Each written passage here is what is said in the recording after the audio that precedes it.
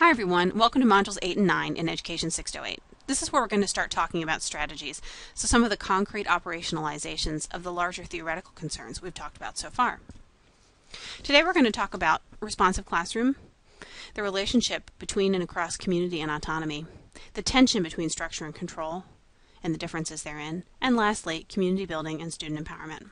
You notice in these readings, as well as in the next two modules, there's going to be a lot of repetition, but that's just because good ideas bear repeating.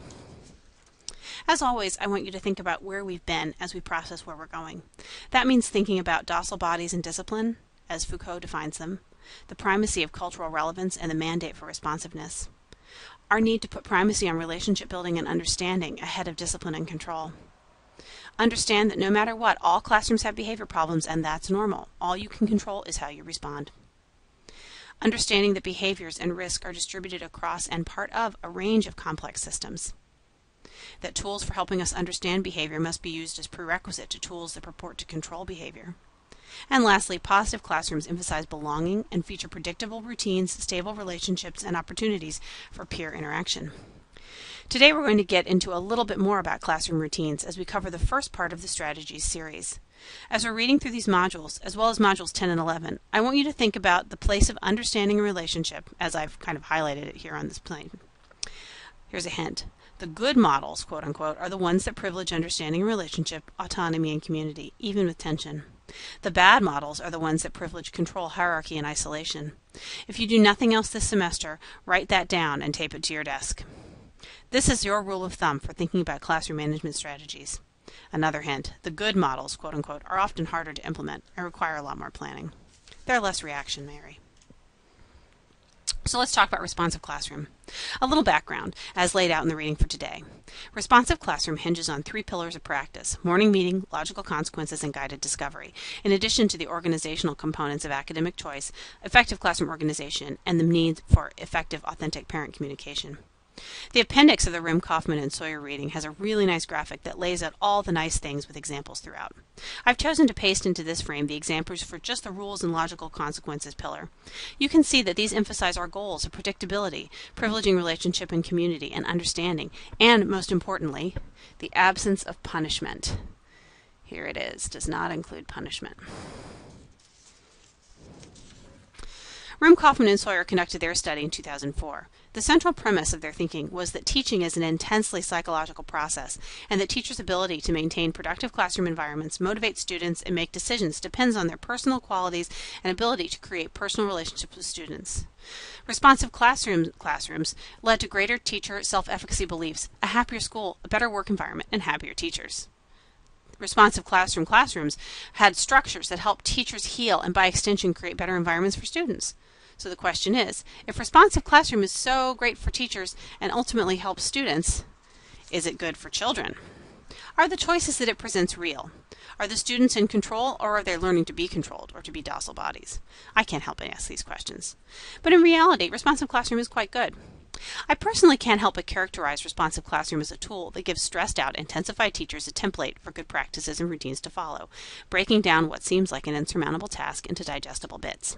Similarly, for schools that adopt responsive classrooms, teachers formerly drowning in test prep and other meaningless activity are given permission to do social and emotional work, like morning meeting. In this way, responsive classroom is great. There are certainly critics out there, and no system is totally benign. As Cohn writes in Chapter 6, many classroom management programs use the language of choice against students as a kind of weapon, as in, you choose to misbehave, or you choose to be punished.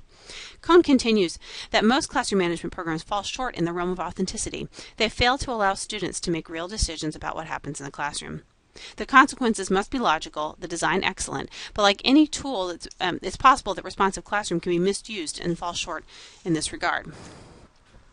This isn't to say that children should simply run wildly about, out of control, freaking out in every direction, running with scissors and beating one another or the teacher to a pulp. No, children need control. We don't debate that. They need self-control modeled for them. They need training wheels for their behavior. They need to be understood.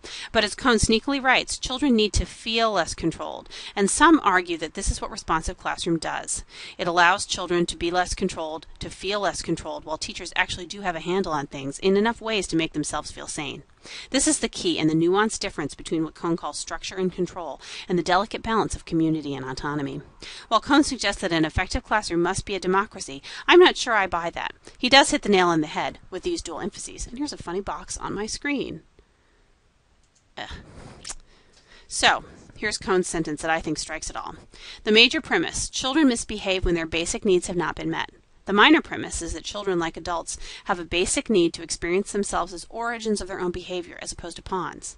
The conclusion: misbehavior will diminish when children feel less controlled. Kids tend to be more respectful when their need to make decisions is respected, when there is no need for them to struggle to assert their autonomy. So kind of keep that in your head.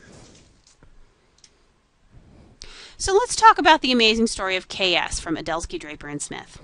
In this article, the teacher simply assumes that the children will do what needs to be done because the tasks are authentic, and she acts as if they can do what she wants them to do. What is the relationship between what she did and what Kohn says we should do? Here she is very much allowing children to feel less controlled, to feel less like pawns. Even the way she handles misbehavior, such as it was laid out, falls in line with Kohn's rules for redirection laid out in Chapter 8. What KS offered, write Adelsky, Draper, and Smith, on the first day was purposeful assignments and genuine literacy activity in a setting that acknowledged all the participants' ownership of tasks, texts, and contexts. Moreover, she proffered relationship based on respect and independence, or interdependence, excuse me. It was an offer that fit her goals. So it worked for her, it worked for them.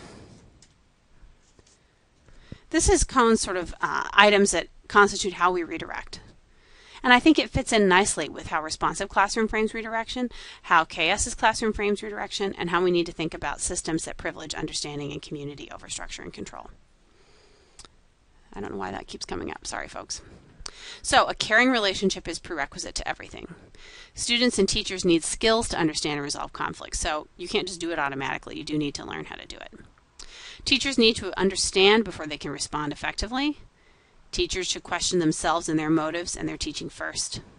You should always privilege student involvement, value authenticity and restitution in making amends, and value continuity, consistency, and flexibility. Note that nowhere in this list, as is found in the Adelsky piece, is power or control mentioned. And last but not least, as my own preschool teaching mentor told me many, many years ago, the second you find yourself in a power struggle, the second power comes into the equation at all, your goose is cooked.